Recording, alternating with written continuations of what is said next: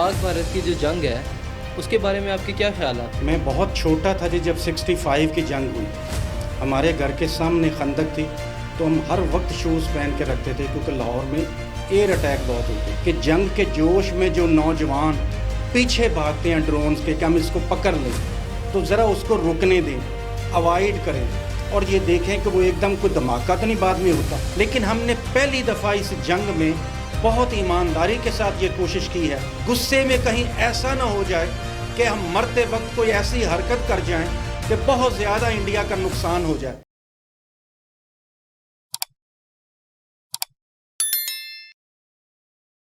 السلام علیکم، میں آپ کا ہوسٹ عبداللہ آصف QC TV سے۔ آج ہمارے ساتھ ڈاکٹر صاحب موجود ہیں، ان سے بات کرتے ہیں جنگ کے حوالے سے۔ آئیے۔ السلام علیکم ڈاکٹر صاحب، کیا حال ہے آپ کے؟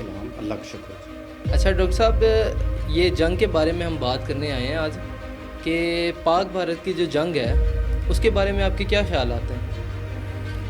میں بہت چھوٹا تھا جب 65 کی جنگ ہوئی، ہمارے گھر کے سامنے خندق تھی تو ہم ہر وقت شوز پہن کے رکھتے تھے کیونکہ لاہور میں ایئر اٹیک بہت ہوتے تھے۔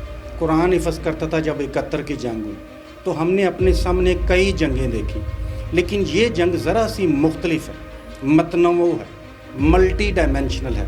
مثلا اس میں نئی چیزیں وہ استعمال کر رہے ہیں۔ پہلی دفعہ انہوں نے جنگ میں ڈرونز کا استعمال کیا، تو ابھی تک تو جو ڈرونز ہیں ان کے ساتھ کریکرز ہیں، یعنی ایک دم دھماکہ ہوتا ہے اور ہلکی پھلکی آگ سی لگ جاتی ہے، لیکن فیوچر میں وہ کیمیکل یوز کر سکتے ہیں اور ڈرونز کے ذریعے ایسا بھی کر سکتے ہیں کہ بھی کسی نہ کسی فیکٹری کسی جگہ پہ وہ آگ بجھے گی نہیں، یعنی ایسے کیمیکل ہوں گے وہ کافی دیر تک آگ لگی رہے گی۔ تو میرا ایک مشورہ ہے کہ جنگ کے جوش میں جو نوجوان پیچھے بھاگتے ہیں ڈرونز کے کہ ہم اس کو پکڑ لیں تو ذرا اس کو رکنے دیں، اوائڈ کریں اور یہ دیکھیں کہ وہ ایک دم کوئی دھماکہ تو نہیں بعد میں ہوتا یا کوئی چاروں طرف آگ تو نہیں لگتی، یعنی اتنی جلدی بہادری دکھانے کی ضرورت نہیں، کوئی نقصان نہ ہو جائے۔ ٹھیک ہے ڈاکٹر صاحب، دوسرا سوال ہمارا یہ ہے کہ یہ جنگ اور کتنی سخت ہو سکتی ہے؟ بہت اچھا سوال ہے جی۔ اس وقت پوری دنیا جو ہے وہ اس انتظار میں ہے۔ ہم اس کو روایتی جنگ ابھی بنا رہے ہیں جی، روایتی جنگ جس طرح پچھلی جنگیں ہوئی ہیں، لیکن اس میں دو فرق ہیں۔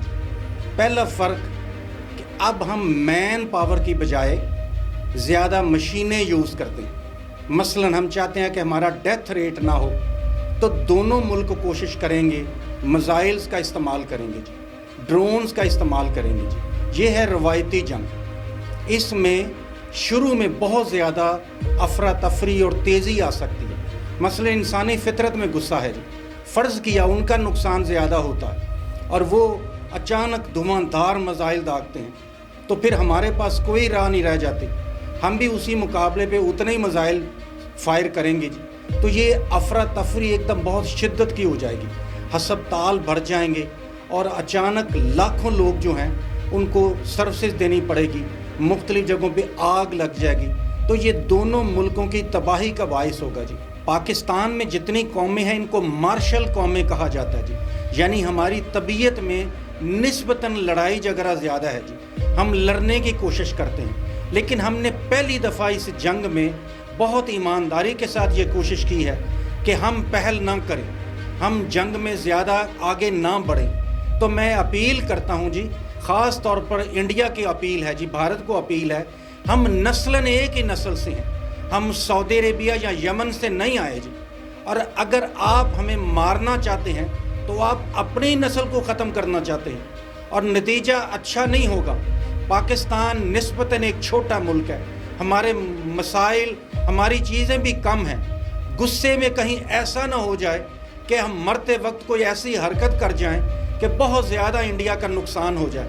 ہم یہ نہیں چاہتے جی۔ دوسری طرف پنجاب ہیں یا دوسری قومیں ہیں، ہم انہی کے رشتہ دار ہیں جی، انہی میں سے نسلاً ہیں، تو ہم چاہتے ہیں کہ یہ جنگ نہ پھیلے۔ ہم پوری دنیا سے اپیلیں کر رہے ہیں کہ اس جنگ کو روکا جائے جی۔ ڈاکٹر صاحب، آپ نے تو بہت اچھی بات کی ہے، کیا یہ جنگ ایٹمی بم تک جا سکتی ہے؟ انتہائی اچھا سوال ہے جی۔ یہی مسئلہ کارگل کی جنگ میں مشرف کے ساتھ پیش آیا تھا جی، اور جنرل مشرف نے بہت اچھی بات کی تھی کہ پوری دنیا ہمیں جہاز نہیں دیتی جی۔ اس وقت جو ہم چائنا کے انتہائی عام جہاز استعمال کر رہے ہیں، JF تھنڈر، تو یہ اللہ تعالیٰ کی مہربانی ہے، اللہ تعالیٰ کی ہمارے اوپر خاص کرم ہے کہ ہم دشمن کا مقابلہ عام ہتھیاروں سے کر رہے ہیں جی، جبکہ دشمن کے پاس بہت اعلیٰ کوالٹی کا ڈیفنس سسٹم ہے، اعلیٰ کوالٹی کے جہاز ہیں. تو ہم جب کمزور ہوتے ہیں تو ہم پھر اللہ تعالیٰ سے مدد مانگتے ہیں جی. اب اگلا مسئلہ جو جنرل مشرف نے بیان کیا تھا، اس نے ایک انٹرویو میں پوری دنیا کو کہا تھا جب آپ کو پتہ ہے کہ ہماری ایئر فورس 10 گنا چھوٹی ہے، ہمارے جو وسائل ہیں وہ تھوڑے ہیں، تو پھر کمزور دشمن کیا کرتا ہے؟ جب ہمارا ڈیتھ ریٹ بڑھے گا، جب ہمارے آرمی میں ایک خاص لیول پہ ڈیتھ ریٹ انکریز کر جائے گا، تو پھر یاد رکھیں یہ ایٹم بم کسی ایک جگہ پہ نہیں ہے جی، یہ مختلف جگہوں پہ ہم نے چھپائے ہوئے ہیں. تو پھر آرمی کا جو بھی آفیسر جس جگہ پہ ہوگا وہ آخر کار جب دیکھے گا کہ بھی بچنے کی کوئی راہ نہیں ہے تو وہ ہیڈ کوارٹر سے پوچھے بغیر چلا دے گا. یہ انسانی فطرت ہے جی کہ انسان جب مرنے کے قریب آتا ہے تو بلی بھی شیر کو پر جاتی ہے جی. ڈاکٹر صاحب آپ نے جواب تو بہت اچھا دیا ہے. نیکسٹ ہمارا کوشچن یہ ہے کہ ایٹمی جنگ ہو جاتی ہے تو اس کے بارے میں کیا نقصانات ہیں کہ پاکستان کو کیا فائدہ ہوگا، انڈیا کو کیا فائدہ ہوگا، یا انڈیا کو کیا نقصان ہوگا، پاکستان کو کیا نقصان ہوگا، اس کے بارے میں آپ کیا کہتے ہیں؟ پہلا اس سوال سے پہلے ایک فکر اچھی طرح سمجھ لیں. میں 2-3 سال کا تھا جب 65 کی جنگ ہوئی، یعنی دوسرے لفظوں میں پاکستان میں رہنے والے میجارٹی لوگ یہ مارشل قوم سے تعلق ہے. ہم مرتے مرتے بھی 100 ان کے لوگ مار کے مریں. اس کو ذہن میں رکھیں. جب بھی ہمیں ملک نے بلایا ہم گھر واپس نہیں جائیں گے جی، گھر سے اجازت لینے بھی نہیں جائیں گے، جہاں موجود ہوں گے وہیں سے حملہ کر دیں گے. اور اس بات کو انڈیا ذہن میں رکھے کہ اللہ تعالیٰ نے مسلمانوں کے اندر فطرتاً بہادری رکھی ہے. ہمارے بارے میں کہا جاتا ہے کہ منیمم ہمارا کمزور ترین شخص بھی 2 ہندوؤں کو مار کے مرے گا. عام طور پہ ہمارا ٹارگٹ یہ ہوتا ہے کہ ہم کم از کم 100 ہندوؤں کو مار کے مریں. تو انڈیا جو بھی غلطی کرے گا زیادہ نقصان انڈیا کا ہوگا. اس بات کو اچھی طرح سمجھ لیں. چاہے ایٹم بم چلے چاہے روایتی جنگ ہو، اس بات کو اچھی طرح سمجھ لیں. پاکستان کا نقصان نسبتاً کم ہوگا اور انڈیا کا نقصان اتنا زیادہ ہوگا کہ میرا دل یہ کہتا ہے کہ اگلے 100 سال تک انڈیا دوبارہ کبھی جنگ کا نام نہیں لے گا. اب جب ایٹم بم کا سوال آتا ہے جی تو اتنی ہیٹ پیدا ہوتی ہے کہ اس علاقے میں دنیا کی ہر چیز پگھل جاتی ہے جی. انسان تو دور کی بات، اتنی سویئر ہیٹ پیدا ہوتی ہے کہ وہاں بعد میں کوئی فصل بھی نہیں ہو سکے گی.